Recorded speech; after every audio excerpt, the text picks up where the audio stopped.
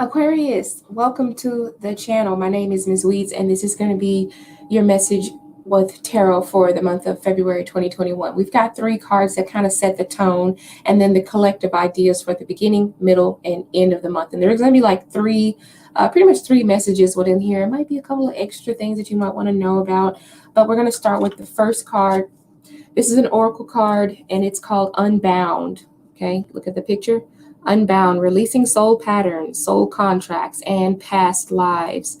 I really like this card because I'm looking at the chords that are here, and it really gave me a lot of inspiration as soon as I started seeing those chords, and they're floating off into the ether, like being set free, so to speak here.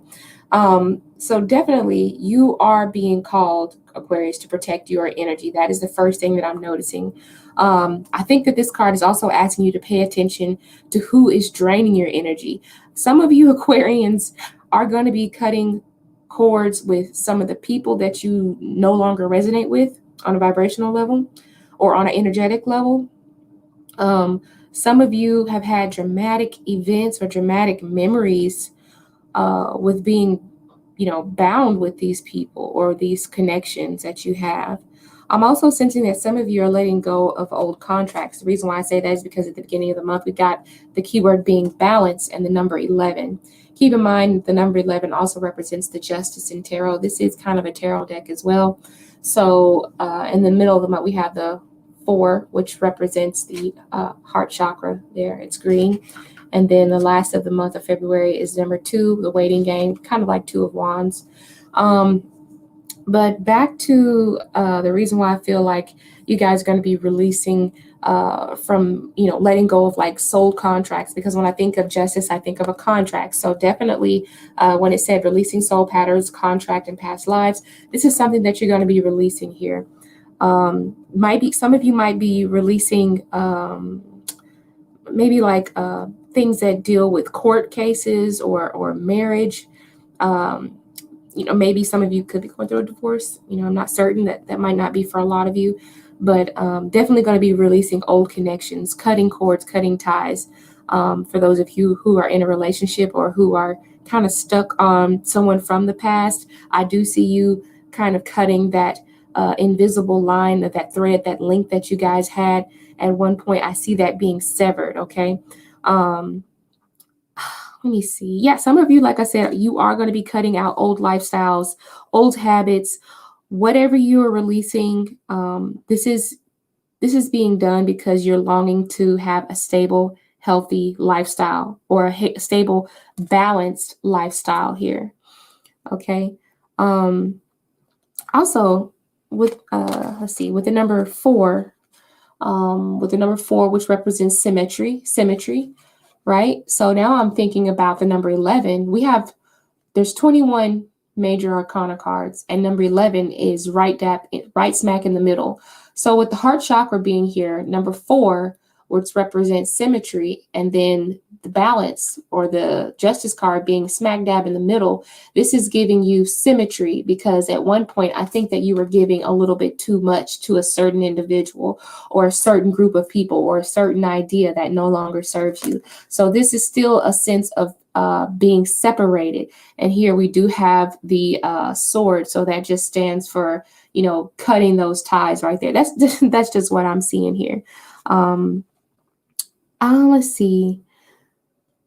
Also with the heart chakra, let me look at this. Yeah, so Aquarius, I think you're readying yourself for something that is going to be emotionally fulfilling. All right. So this is going to be something that gives back. That's why we have the heart chakra. The heart chakra is about accepting love as well as giving love as well. Okay. As long as you have your heart chakra open, it's not just a place that just gives. It's for equal opportunity. It's for a balanced opportunity here. So it's about receiving it as well. So this is going to be something that you're open to receiving that is also going to be giving back to you at the same time. Equal exchange is what I'm hearing. And I feel like this might be a project. This might be a new project that's going to show a lot of promising results. At the end of the month, we have the waiting game with the number 2. So some of you are going to be doing things that involve going places or not necessarily traveling great distances, but it involves someone from a great distance, or it involves matters over a great, distance. But either way, there's a new world for you to get fixed on, to play your, as long as you play your cards right.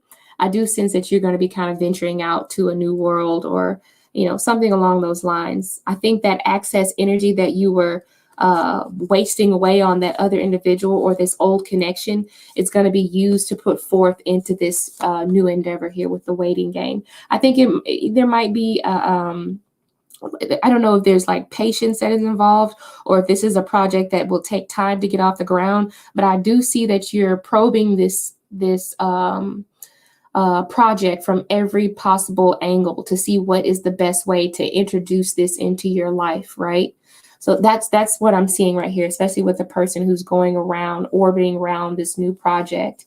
And of course, the time, I don't know what that thing is called, but the time thing, it's like, it just represents, things being done in a timely manner and seeing positive results, tangible results from it. Okay.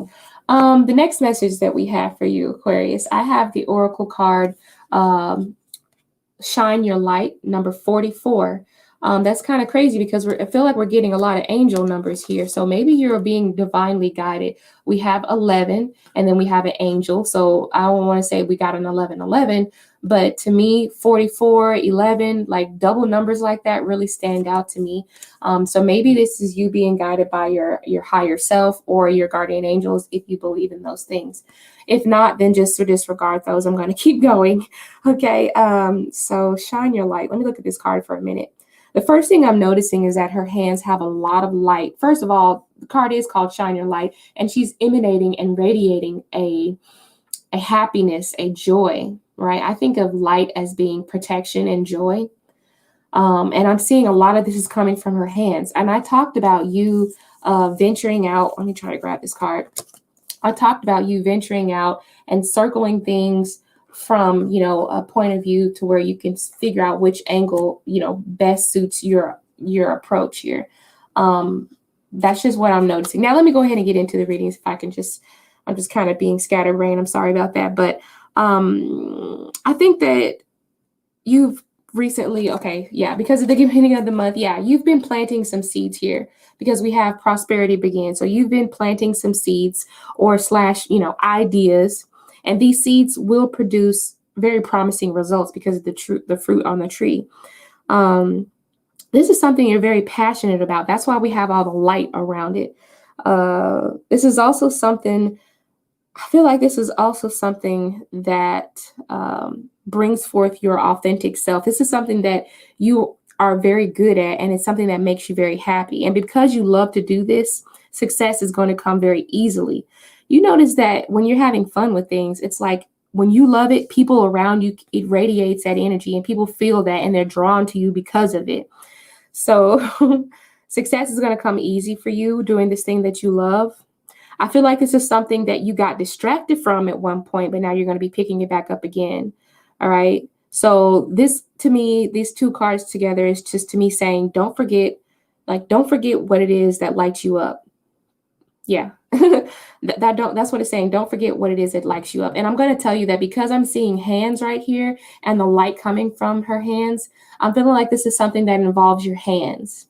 All right. And it could also be something that involves your arms as well, like perhaps dancing.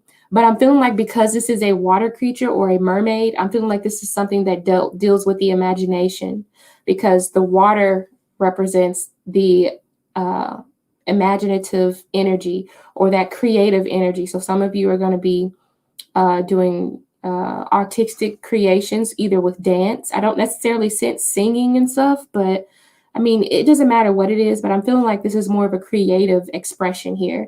And you might want to protect your creation until it's ready to bloom. Like I always say that if I'm doing any type of spell work or something, I always say that I don't tell anybody what I'm doing until it has shown results.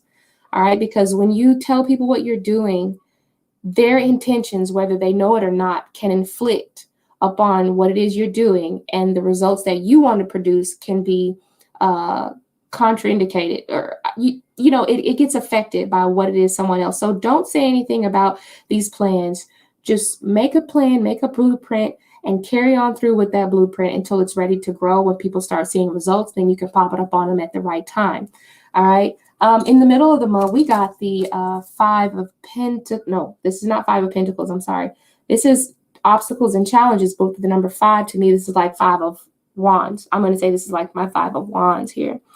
I feel like in the middle of the month, this is just telling you that there's going to be some obstacles that will present themselves. Yeah. So this card, because it's next to the Prosperity Begins and in between the Rest and Rejuvenate, and keep in mind that this is still our overall energy, shine your light. So we still have a lot of happiness in spite of having obstacles and challenges in front of us and not being sure where we're going to put our next foot, right? This is just kind of encouraging you to approach this challenge from an enthusiastic point of view, from being enthusiastic with it, from an enthusiastic side, possibly. You can also see this as an opportunity for growth because the number 5 does represent opportunity for change, but also at the same time, it is representing freedom. And it is about being versatile. And it's still a sense of progress. I know that sounds crazy, but trust me, it really is, especially when you had this as the overall energy here. I'm going to put this card right here so you can continue to look at that and keep that in your mind when you're seeing this 5, which represents change.